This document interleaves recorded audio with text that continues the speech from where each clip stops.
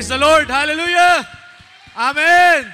Dalay ko ng Diyos sa walay katapusan. Amen. If you have your Bible, please open it with me in the book of Exodus chapter 19, verse 10 and 11. Pagkahuman, mambakta sa Exodus chapter 20, verse 18 hangtod sa 21. We have two chapter nga itong pagkahisgutan. Exodus chapter 19, verse 10 and 11. If you found it, say amen. Amen. Ingon ang Ginoo, og miingon ang Ginoo kaniya, adtua ang mga tao og ingna sila nga maghinlo sila sa ilang kaugalingon. Karon og ugma, kinahanglan labhan nila ang ilang mga bisti. Verse 11.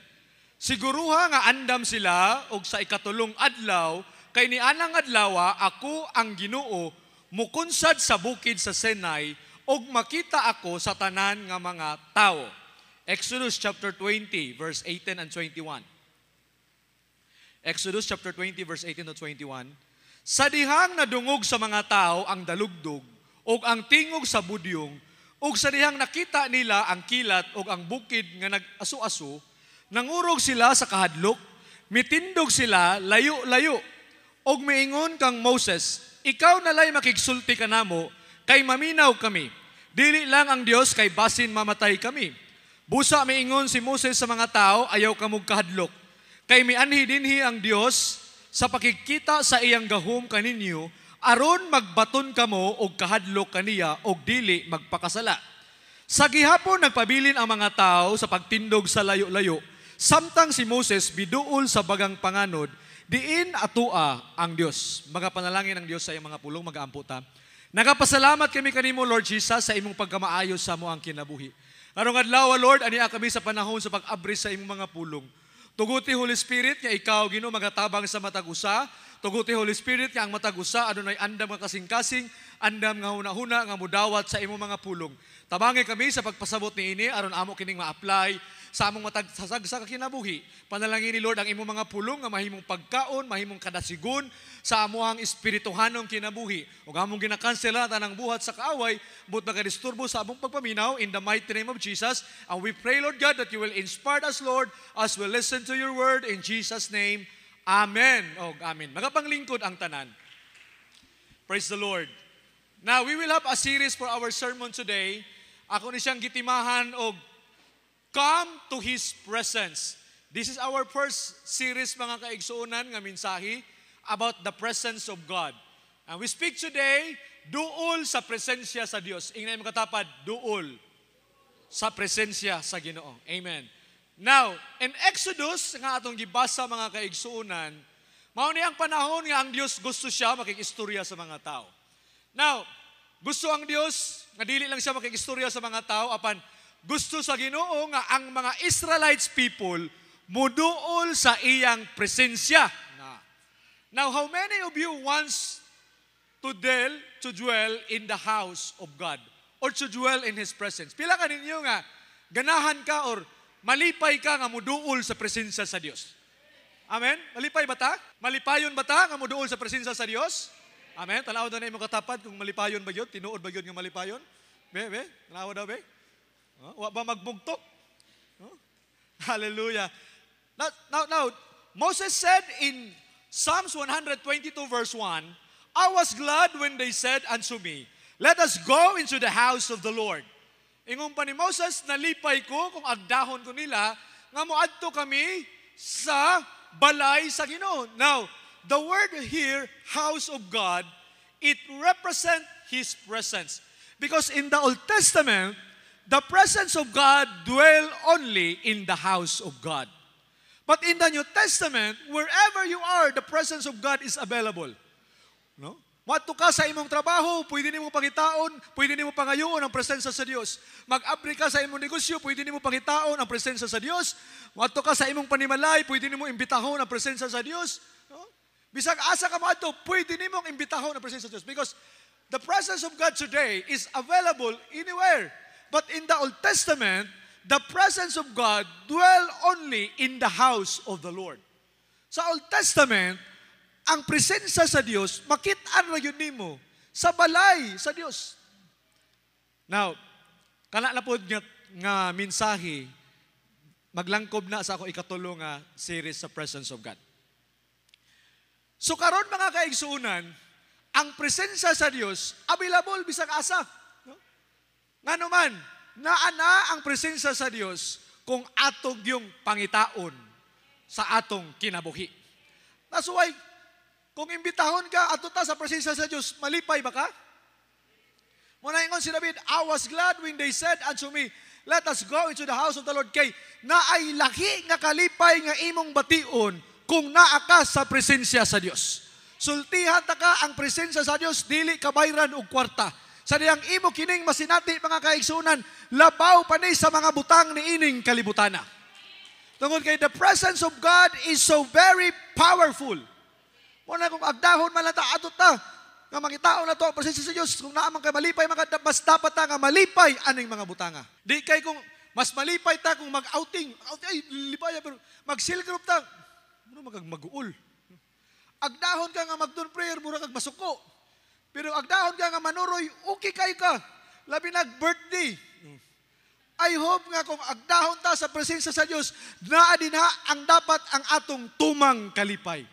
Nga naman diya sa presensya sa Diyos mga kaigsunan, na ay gahom ang presensya sa Ginoo. But sometimes, it seems that seeking God's presence is a burden to everyone. Pero usahay ang pagpangita sa presensya sa Dios murag bugat kaayo sa atoa. Kay baw ka nganong bugat, kay wa pa nimo masinati ang presensya sa Dios. Pero kung makasinati ka sa presensya sa Dios, magpangita gyud ka sa presensya sa Ginoo. Nganong ang pula nga dagat nabuak natunga tungod sa presensya sa Ginoo. Kung wa lang mag-uban ang presensya sa Dios, ila Moses, walay milagro nga mahitabo sa ilahang pagpanaw. But because the presence of God moves upon their life, maunang daghang milagro nga nahitabo sa ilahang kinabuhi. Busa kung gusto kag daghang milagro nga mahitabo sa imong kinabuhi, pangitaa kanunay ang presensya sa Ginoo. Kana lang atong kinabuhi daan. Dating palahubog, dating adik, dating sugarol. Pero tungod sa presensya sa Ginoo, nabag-o ang imong kinabuhi. Mauna ang gahom sa presensya sa Ginoo. Now take note that during the time of the Old Testament, dili basta-basta nga makaduol ang mga tao sa presensya sa Ginoo. No? Unlike karon, salamat sa Ginoo nga namatay si Kristo sa krus sa Kalbaryo. And the presence of God today is available to everyone. Pero in the Old Testament, dili ka basta-basta makaduol sa presensya sa Dios. Daghang mga limitation, daghang mga boundaries, unlimited lang ang mga tao nga makaduol sa presensya sa Ginoo. Ingon ana kasagrado ang presensya sa Dios sa una. Ingon ana kalimitado ang presensya sa Dios sa una. Dili basta-basta makaduol. But here come in this verse that God is giving His people the opportunity to come to His presence. Pero niabot ang dako nga oportunidad nga ang Dios gusto siya nga ang iyang mga tao nga mga Israelites makaduol sa iyaha. God is giving now the opportunity for His people. Sa Old Testament pa niya, sa Old Testament nga makaduol sila. Talagsara kaayo ni.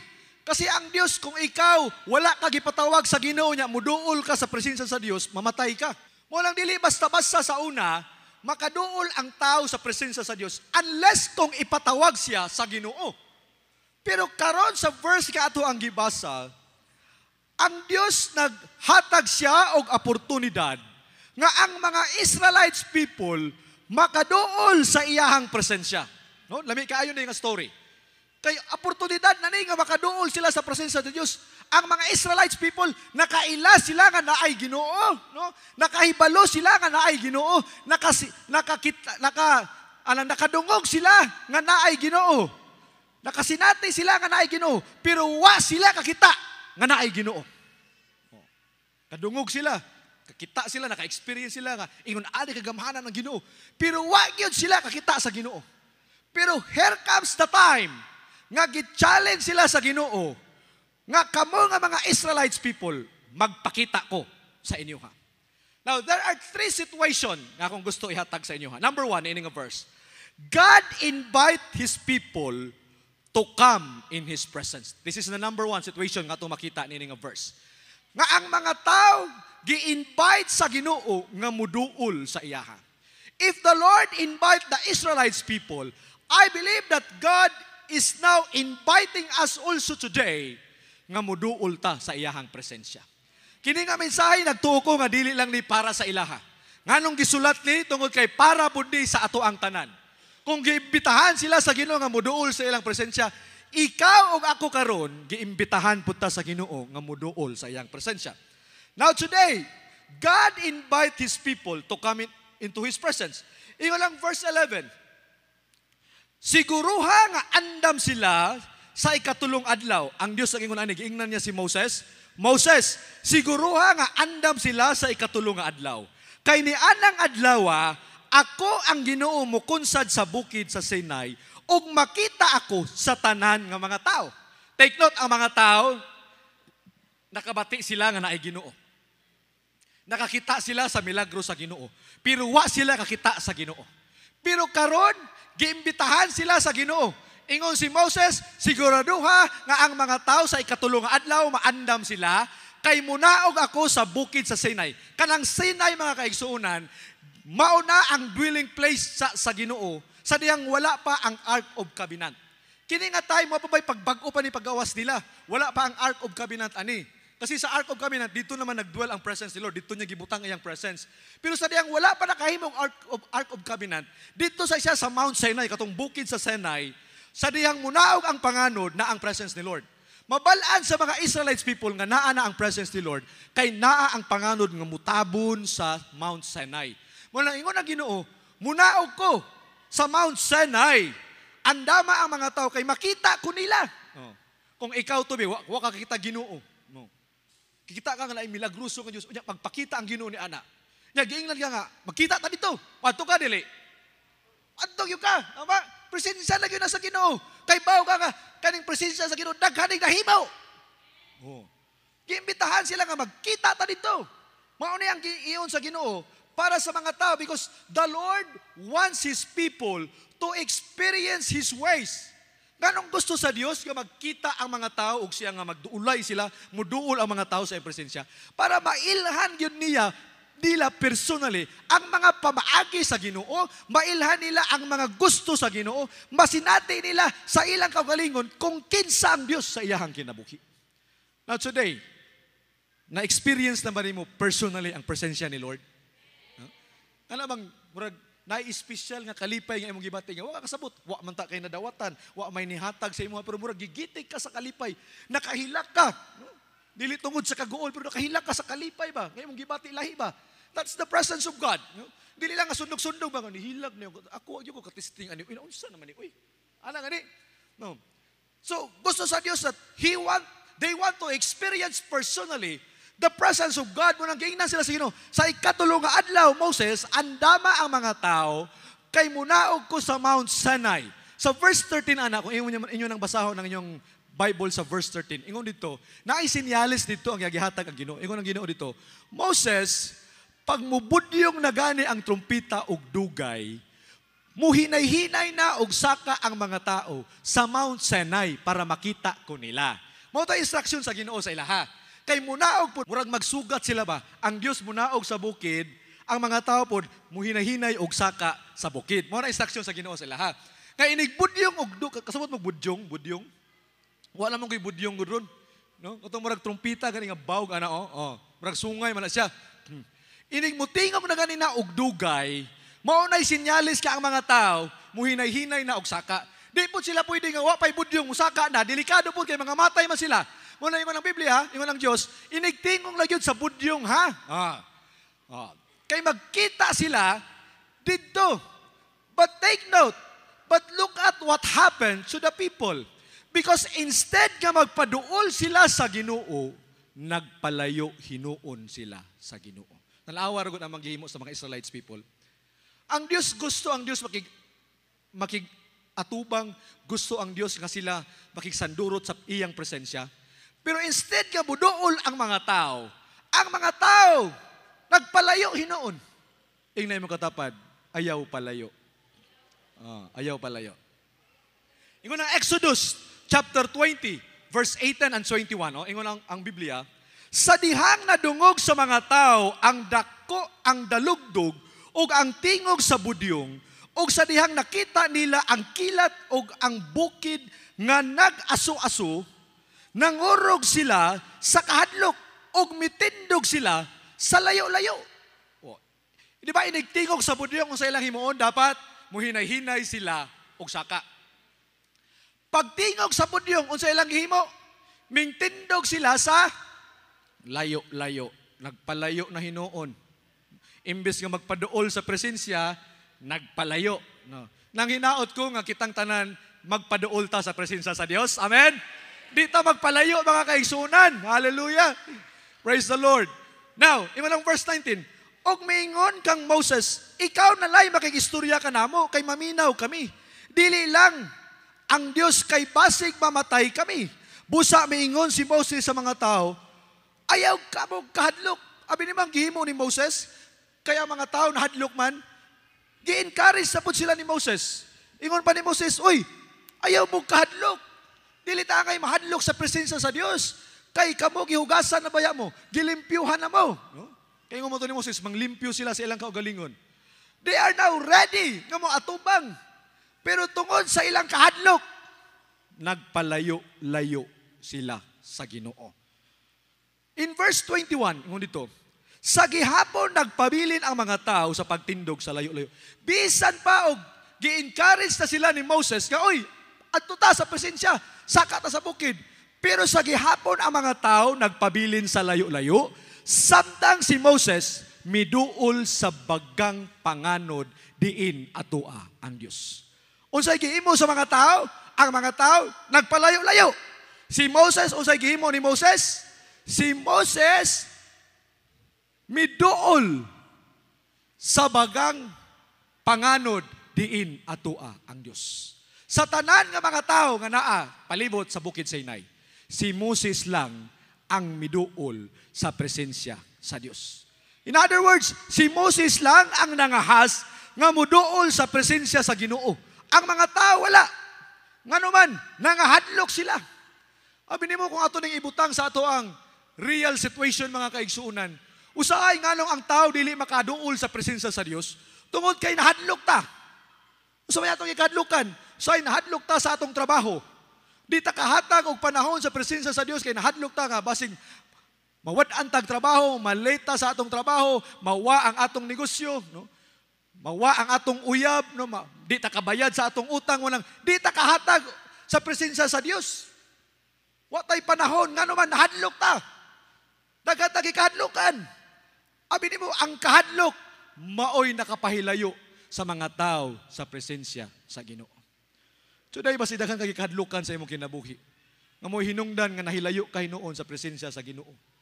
Siguro daghan kay kag utang, saon na niya akong utang uy. Kung di nakakaampo kaya imong utok puro na lang utang. Di nakakahatag og panahon para sa Ginoo sa pagpangita sa iyang presensya. Di nakakaawit og mga alawiton nga Diyoson. Kaya ang imong kinabuhi busy na kaayo ta sa trabaho nga naman. Nahadlok ta nga basig wa tay kaunon, nahadlok ta nga basig mahutdan ta, mahadlok ta nga basig maalasan ta sa atong mga silingan. Pero I tell you, laki ang gidangatan sa kinabuhi ni Moses. Take note what happened. When the times of need, sa diyang naay mga pagkinahanglan, ang sulti lang ni Moses ang gipaminawan sa Ginoo. Ang sulti sa mga tao, wala gipaminawan sa Ginoo. Naay mga pagkinahanglan ang mga tao, mingon ang mga tao, giuhaw mi. Way tubig nga miagas. Pero sa diyang mingon si Moses, Ginoo, giuhaw ang mga tao, muagas ang tubig. Mingon ang mga tao, oy, Ginoo, gigutom mi. Way pagkaon nga moabot. Pero sa diyang mingon si Moses, Ginoo, gigutom ang mga tao, miabot ang pagkaon. Unsay kalahian sa mga tao nga Messiah's people? O kang Moses. Si Moses nakaduol sa presensya sa Dios. Ang mga tao, wala. Busa na ay dakong kahimuan kung ang tao kay balong muduol sa presensya sa Dios. Nga naman, mas dali siyang paminawan sa Ginoo. Moses knows his ways. Moses knows the ways of God because he encountered the presence of God. Si Moses, ganong kaibalo siya sa mga pamaagi sa Ginoo. Kay si Moses, nakasinati siya sa presensya sa Ginoo. Ang mga tao, wa sila muduol. Si Moses lang. That's why, if you will read the book of Exodus, chapter 33, verse 10 and 14. Ingon din niyo, it is true that you look favorable on me. Let me know your ways so I may understand you more fully. Kagwapo ani. Sa diyang si Moses na sa presensya sa Dios, nakikistorya ang Dios si Moses, ang Dios og si Moses. Nga matod pa ni Moses, ingon pa ni Moses, it is truly that you look for me. Kung nalipay yung ka sa ako, Ginoo, tudloy ko sa imong mga pamaagi para masabtan ako ang imong mga pamaagi. Kagwapo ang mga kaigsuunan. No? Nganong si Moses, nakasabot siya sa mga pamaagi sa Ginoo, kay si Moses, nakasinati siya sa presensya sa Ginoo. Usay malibog ta sa mga pamaagi nga atong himuunon. Dagat ta mga desisyonan nga di ta kabalo. Nalibog ta, di ta kasabot. Pero I tell you, kung imo nang iduol sa presensya sa Dios, you will know the ways of God in your life. Na kay mga desisyonanan nga nalibog ka unsay muuna ko Lord. Sultihan ta ka iduol na sa presensya sa Dios. Ingon pa ni Moses, let me know your ways, Lord. Nganong si Moses mga kaigsunan, nakahibalo siya sa mga pamaagi sa Ginoo, kay si Moses nakaduol sa presensya sa Dios. Dili lang nga nakaduol siya sa presensya sa Dios, dili lang nakabalo siya sa mga pamaagi sa Dios. But the Bible says, and continue to enjoy your favor. Kagwapo na ini kung nakas na presensya sa Dios. You will continue to enjoy the favor of God. Nganong si Moses gipaboran sa Dios kay he experienced personally the presence of God. Gusto ba nimo i-enjoy ang pabor ni Lord sa imong kinabuhi? Pangita ang iyang presensya. Isik ang iyang favor. Dili lang kana mga kaigsunan, but in verse 14 ningon dito, I will personally go with you. Kisay gusto nga personalan ka nga, ubanan ka sa Ginoo. This is part of the promises of God. Kasadiyang si Moses, miduol siya sa Mount Sinai. Dili lang nga ubanan siya sa Ginoo, but I will give you rest. Everything will be fine for you. Kasabot mo will be fine for you. Ang tanan maplastar sa imuhang kinabuhi. Tingali karon gubot kay imong kinabuhi.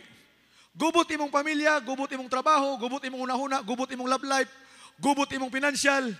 No? Daghan kay maningil, naapay credit card, naapay home credit, tanang credit na lang, tanang loan, manggod, pila nimo. Libog na ka. Pero sultihan ta ka, gusto ka nga maplastar ang imong kinabuhi. Naa sa presensya sa Ginoo. Mo lang ingon si Moses, everything will be fine for you. Si Moses sa kadaghan-daghan nga iyahang gilidan ha, 600,000 people ang iyahang gilid. Why microphone? May electricity sa una. Walay katuganing sa ginaldala, ganing katong megapon. Oh. Wala. Pero matingala ka nga ang mga Israelites people na plastar ni Moses sa pagdumala. Wa siya ma-stress. 600 na kabuok ha, 600,000. Kita man gani ang atong anak, upat na kabuok sa duhara, ma-stress pa man gani ta. No? Mura na ta og atakihon. Si Moses 600. Pero everything was fine for you. Tanan Moses, mahanay man. Ngano man, si Moses nakaduol sa presensya sa Ginoo. Hallelujah, tumalakpakan si Jesus. Ingnan mo katapad, duol sa presensya sa Dios. Ayaw lagi palayo, ingna. Munang usahay ang atong pamilya, gubot kaayo, gubot pas lukot, gubot pas buhok. Ngano man, layo kayo ka sa presensya sa Ginoo. Di mapud kaganahan sa presensya sa Dios. No? Imbes ka magpaduol ka, mura man kang mga Israelite people nga, nagpalayo, hinoon. No. Imbes that God is giving you the opportunity, ang iyang pabor mahatag sa imo, matudlo sa Ginoo ang iyang mga pamaagi, pero di man ka. Why mahimo ang Ginoo?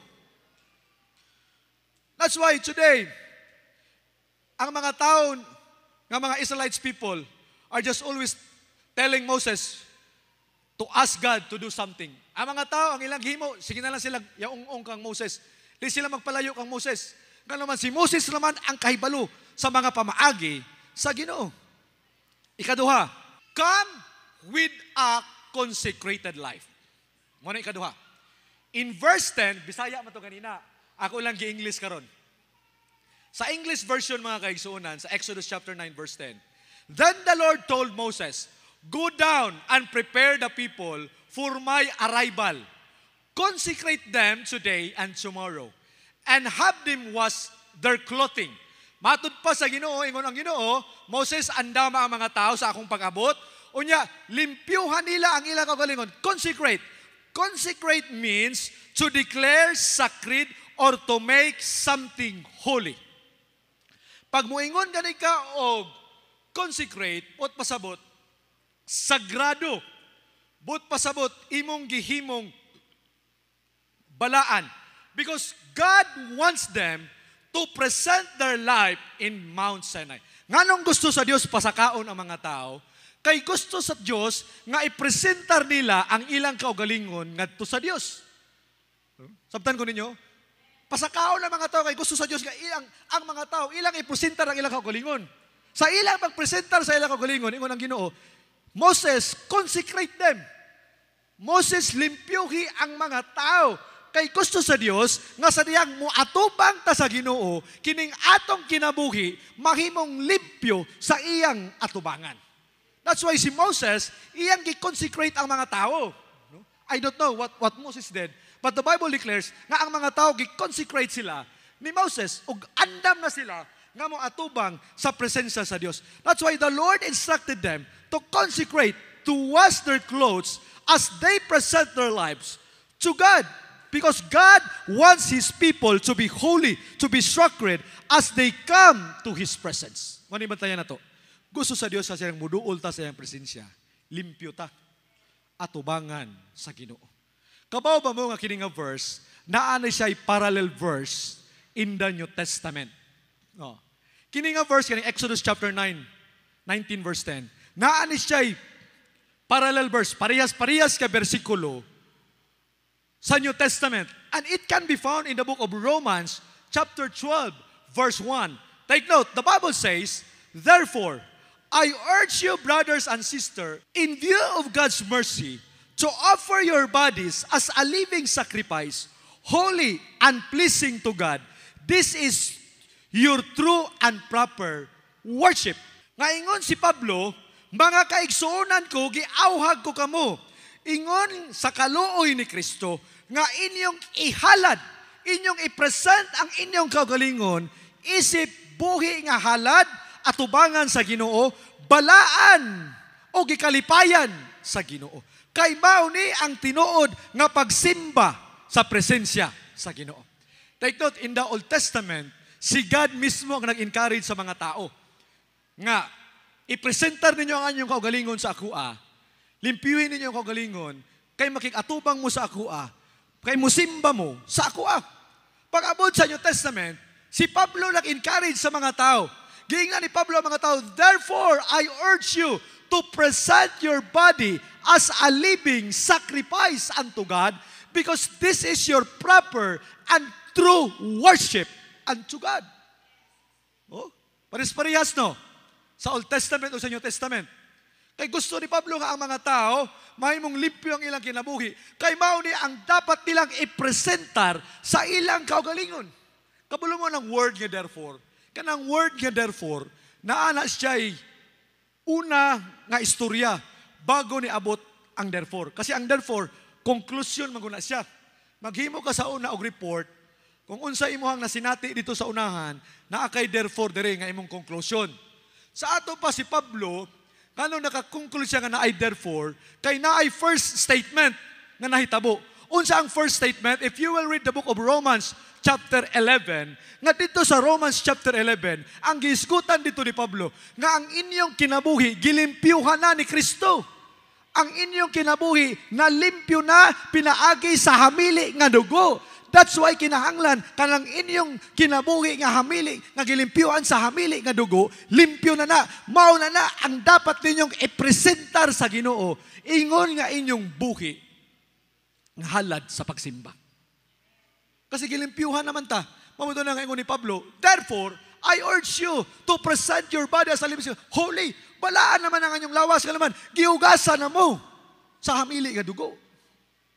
Pero sa kanong mahadlok man ta, kita na ito nga di tahuli nga naman, usay magilty man ka, kadaghan magagihimo nga dili maayo. Tama? Tungkol sa imuhang guiltiness ba, magpabilin, nga mo man ay lie ni Satan para sa atua. Para dili ka makaduol sa presensya sa Diyos, buhatan ka guiltiness ni Satan. Pero ingon ang Romans, gihugasan na mo sa hamili nga dugo.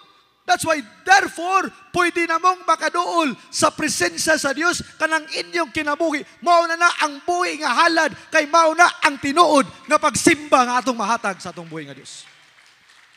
Ingon ang Exodus, chapter 34, verse 20. Mahimong lukaton ang unang anak nga lalaki. Exodus chapter 34, verse 20. Mahimong lukaton ang unang anak nga lalaki sa inyong mga asno, pinaagi sa pag-ilis ni ini o karniro.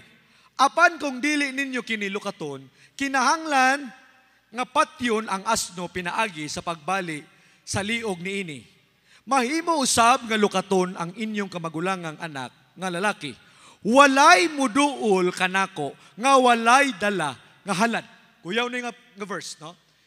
Ingon ang last sentence nga gihisgutan mo gani og mga halad to offer, to present unto God. Ingon ang last niya nga sentence, walay muduol kanako nga walay dala nga halad. In the Old Testament, para makaduol ka, mudala ka mga hayop. Pero on the New Testament, unsa ba akong daloon nga halad, pastor, para sa Ginoo? Kay di man ta makaduol sa Ginoo nga way dala nga halad. Munang ingon ang Romans chapter 12 verse 1 that our body is our offer. Mao ni ang atong gina-offer, mao ni ang atong halad sa Ginoo. This is a sacred and a living body, holy body that is pleasing in the sight of God. Kanang ato dayng kaugalingon nga gibalaan sa Dios, mao na ang imong buhi nga halad at tubangan sa Ginoo. As you come into His presence, dala nimo ang buhi nga halad. Kinsa nga halad?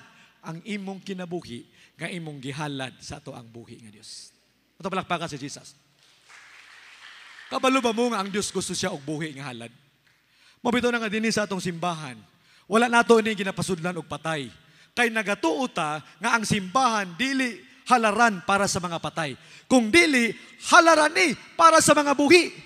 That's why as you come to this church, as you come to worship God in spirit and in truth, ang atong ginahalad para sa Ginoo, kining atong kinabuhi, atong gihalad, atong gi-worship sa Ginoo, kay mao ni ang dapat kabuluhaton sa mga Kristohanon nga niluwas sa Ginoo. Mao ning mensahe mga kaigsuonan nga gustong ipahatod kanato ni Kristo ug ni Pablo. Nga kanang atong kinabuhi, nga gipalaan ni Kristo, gihugasan, mao ni ang atong buhi nga halad sa pagsimba sa ato ang buhi nga Dios. Munang ayog sugot nga mosimba ka gani nga naglagot-lagot. Ayog sugot nga mosimba ka dinhi nga pergwa ka malipay. Ayog sugot nga mosimba ka dinhi nga naglagot ka nasuko ka wa kay kalipay. No. Atong ayuhon ang atong kaugalingon nga naman mao na ning lawasa kag gipakamatyan ni Kristo, gihugasan sa iyang hamili nga dugo, gipakabalaan na ni. Kung naamay tan-awon sa Ginoo sa atoang kinabuhi karon, kanang imong kasing-kasing nga imong gihalad sa iyahang atubangan. Kanang atong mga sanina pakapin naman lang na that is the result of our outward sincerity. Kanang atong mga sanina, kanang gwapo tag mga sanina mo simbata, resulta na lang na sa atoang inward nga pagbati. Kay dili nato gusto tagaan ng Dios og mga kanang salin-salin nato nga mga sanina. Gusto nato ang the best ang atong ihatag sa Ginoo. Kasi kung magninang man lagi ta, ug kasal gwapa man lagi kaayo ta, ug musimba mura lag mamalingki, lain pud kaayo. Tama ba? Yung mga tubang ta sa presence ni Lord. Tama? Oh. The best yun. Mamito na nga ang ginatanaw sa Dios kanang atong kasing-kasing nga sincero nga muduol sa iyahang presensya. Amen. Ikatulo mga kaigsunan is the Lord wants His people to be ready in time and His place. Ikatulo nga situation nga gustong himuon sa Dios para sa mga tao. Dili lang nga ang mga tao iyang gi-invite nga buduol sa iyang presensya. Dili lang nga ang mga tao malimpyuhan ng ilang kaugalingon. Apan gusto usab sa Dios mga kaigsuonan nga muduol ka sa Ginoo, nga maghatag ka og insakto nga panahon para sa iya. That's why nag-set ang Dios diri og exact date, eksakto nga adlaw. Be sure they are ready on the third day. Giingnan ang mga tao sa Ginoo nga sa ikatulong adlaw ha, magkita yun taana ninyo. Nagset ang Dios sa ikatulo nga adlaw nga magkit-anay sila. And I believe that gusto sa Dios kay i-emphasize pud alang kanato nga sa atong kinabuhi, we must also to set a time to dwell in His presence. Nagyo kay panahon ba nga makikistorya, makiksinati sa presensya sa Dios? Naamatay panahon mga kaigsunan? O basi ka ng mga salin-salin na lang nga panahon? O hagdon ta nga, oy natay kuan. Ayaw sana brad, kay karong panahon na, karong adlaw para yun ni, nga makikatubang ko sa presensya sa Dios. Unya na lang ako mga transaction bad, human na lang. Kay kani, giset yun na ako ni, para sa Ginoo. Mao ning gusto sa Ginoo, that's why He set 3 days. Kay nag-set ang Ginoo nga kana, para gina sa kuha ha. Sa imong kinabuhi karon. No? Gusto ang Dios nga mag-set ka og time. Dili lang nga puro lang ta busy sa trabaho, busy sa negosyo, busy sa atong love life, busy ta sa Facebook, busy sa tanang mga butang. Pero wala tay time, wala tay giset ka panahon para makikatubang ta sa presensya sa Dios. God want you to set aside, to set a time for His presence. Gusto sa Dios. Dili lang nga time, but also the place. Muna mo siya, Mount Sinai, takita ha? Dito tayo makita sa Mount Sinai. Ikaw, na ba kay set of time and set of place, diin, pwede nimong pangitaon ang Diyos. Lord, gusto ko aning lugaran. Dito ko Lord, kay ganahan ko dito. Dili samok. Kasi kung bisag asa manggugaw sa isamok manggud kayo. Or sana, do kasi imong sala, tanog TV imong anak, na dito po ka mga presence ni Lord. Lisod man pud kaayo, na disturbo man kaayo, di ka kakuanda ka concentrate. You need to set a time for yourself. Muna ingon ng Diyos, kanang tulo ka adlaw, ikahin yun na para sa kuha. Kay muna o kuha na, makikita ko, makigsandurot, kitang duha, mga anak sa Ginoo, mga Israelite people o ako, makitaan ko nila, kay gusto ko makisandurot sa akong mga katawhan. Today in your life, mga kaigsunan, na ba kay giset na time for the presence of God? Na ba kay ginaset nga place where the presence of God, you meet the presence of God? Dili lang nga, kung unsa lang ko yung available nga time, ora good na. Dagat lang gina-set nga time din nga where the presence of God nga itong gina-invite mga kaigsunan. Wherever you are, pwede man sa imong balay, sa imong negosyo, mag-set kag time sa imong trabahoan, mangita kag place. You can set a time nga, Lord, masinatin nimo ang presence ni Lord ba? Kay nindot kaayo kung na ang presence ni Lord. Unsa to? It brings favor sa imuhang kinabuhi. Si Moses nga nung wala siya maglisod sa iyang kinabuhi, kay na ang presensya sa Dios, ang pabor sa Dios, nakiguban alang kang Moses. Si Moses ra ang nakahibalo sa pamaagi sa Ginoo, kay si Moses ra ang nakaduol sa presensya sa Dios. That's why I challenge you today to take time to draw near in His presence. Hatagig panahon nga makaduol ka sa presensya sa Dios. Have time to draw in His presence. Hatagig panahon nga kamong duha makikistorya sa Ginoo. Be intentional to come in His presence. Tuyo nga makig-atubang ka sa presensya sa Dios. Ayaw lang nga kanang sulagma nga panahon, kanang mga salin-salin nga oras. Ayaw. Tuyo nga naman, bililhon kaayo ang presensya sa Dios. In the Old Testament, lisod ang presensya sa Dios. Pero by God's grace karon, ang presensya sa Dios available alang kanato.